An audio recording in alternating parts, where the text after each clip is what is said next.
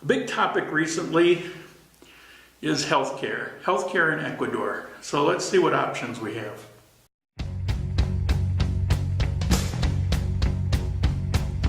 Here's your story, let's begin. The water's fine, come on, dive in. The future's here, it's right before your eyes.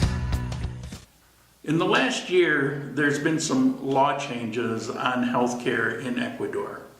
I'm not going to be specific here because I'm not a lawyer and I don't want to mislead you. I'm giving you the information so you can dig deeper and find out the true information. First of all, if you're coming to visit Ecuador, now this may be on a beyond a 90-day visa, but it may be the tourist visa for 6 months, but I don't know that. So if you're coming to visit, you're required to carry health care that will work in Ecuador. Now there's travel insurance you can buy relatively inexpensively from what I understand, but if you're coming, you definitely want to look into that. You don't want to be turned away at the airport because you don't have certain requirements. Now if you're here as a resident, then you have another issue. Here's your options for health care. They have an IESS system.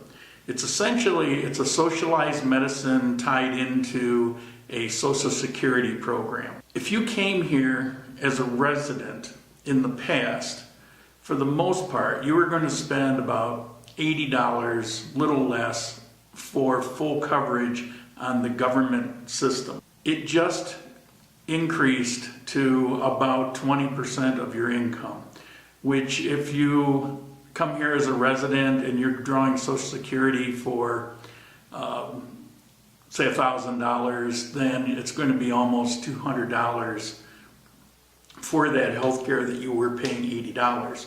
So a lot of people are upset about that, but it's a percentage basis, and what they've done is they've tried to match it up with what citizens here pay based on their income.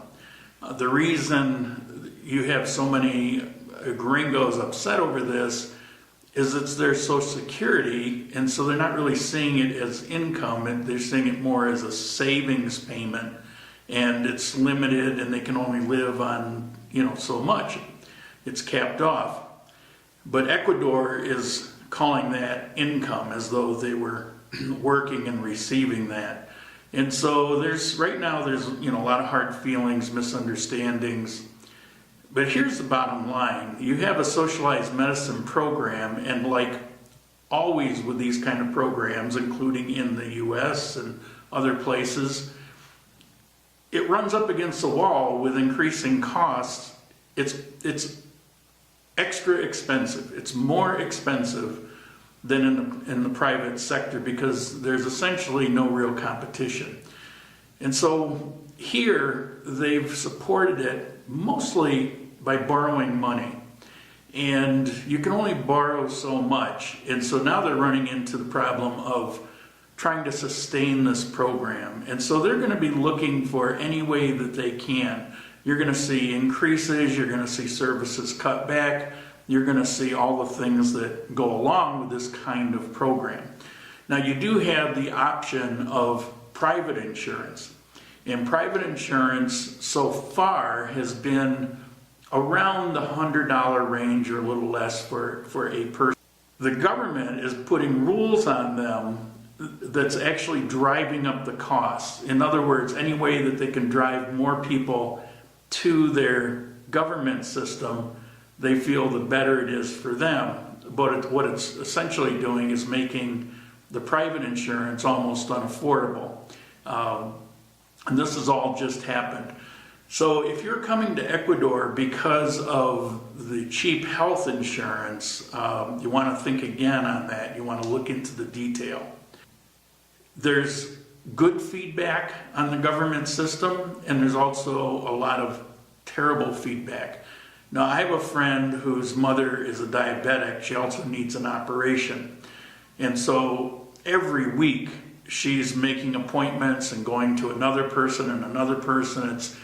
Instead of being able to go in and get things set up, this is months and months process. The operation has been put off to 7 months down the road. it's a bureaucratic government system, and getting approvals and seeing another person for, this category and for that category and lining things up, it's a nightmare. So there's good with it, there's bad with it. I never got it because I actually don't need it. I have veterans coverage, and if anything ever bad happened, I can get flown into a veterans hospital. They don't have one here, but I can get shoved on an airplane, and I keep money aside for an emergency. You don't want to be sick in a foreign country and not be able to afford it. Right now, the most affordable thing is actually just paying cash with the doctor. I have a doctor. He'll actually make house calls, but I go see him. It's $20. He's from the U.S. He was born here, but he spent most of his life in the U.S. His medical training was in the U.S. He's a very good doctor. He came recommended, and I can see why. He really knows his stuff. And so you've got that. You also don't have to go to a doctor every time you need a prescription, with a few exceptions. Most medications you can just walk in and get. Now, I know antibiotics in Cuenca, they now require you to get a prescription, but here in the town I live in, which is just 20 miles south, you can actually walk in and get antibiotics if you want. So paying out of pocket is really the best way to go for your basic things. Now, if you have some kind of emergency, you could be running into thousands of dollars. If you have that back, that's okay. If you don't, then you need to make some sort of plan. In the United States, it's been a policy forever that if you go to a hospital and you have something serious going on, they really can't refuse care. The most they can do is send you to another hospital because they're too crowded, but essentially you get some kind of care. That isn't the case in most countries in the world. If you don't have money and if you don't have coverage, you can get kicked to the curb.